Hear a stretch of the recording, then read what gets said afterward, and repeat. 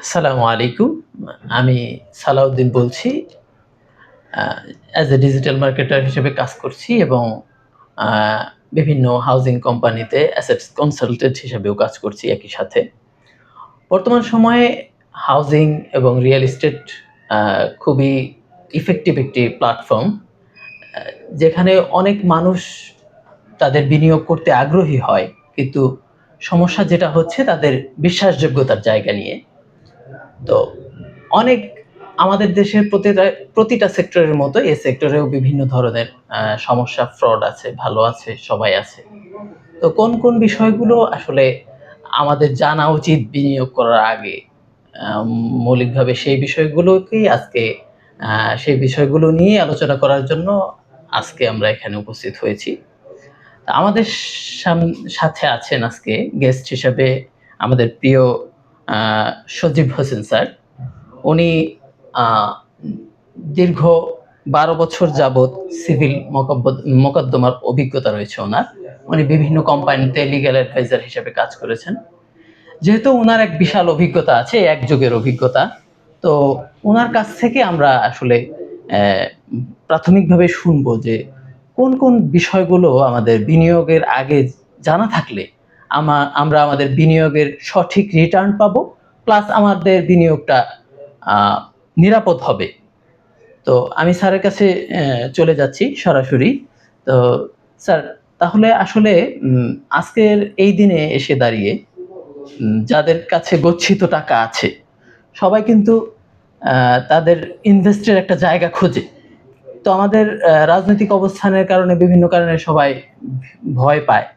আরো বিভিন্ন কোম্পানির আ ছলচাতুরির কারণেও আমাদের বিশ্বাস অনেকটা ভঙ্গ হয়েছে অনেক জায়গায়। তো মূলত কোন কি পয়েন্ট গুলা আমরা যদি ফোকাস করি যে এই পয়েন্ট গুলো যদি আমরা জানতে পারি বা যাচাই-বাছাই করি, সেক্ষেত্রে কোন বিষয় আমাদের বিনিয়োগ করার আগে জানা উচিত? যাতে ২ টো বিষয় এখানে মূলত।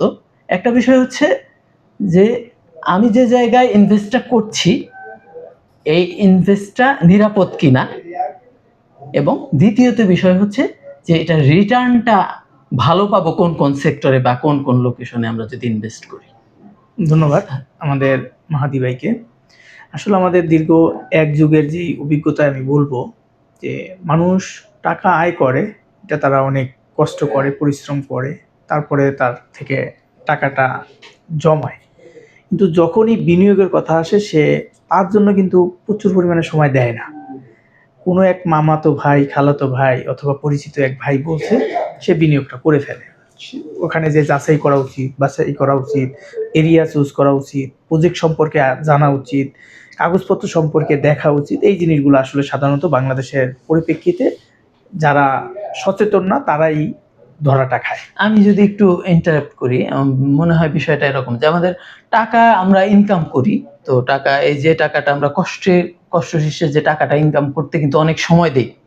কিন্তু এই টাকাটা, এই এতদিনের কষ্টের টাকাটা হুট করে একজনের কথায় কিন্তু আমরা এটাকে এক জায়গায় বিনিয়োগ করে ফেলি এবং যার কারণে আমরা ধরাও খাই এবং অনেক জায়গায় আমাদের ক্ষতিগ্রস্ত হতে হয়।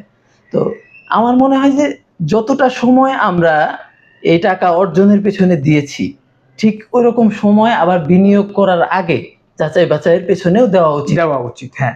আমার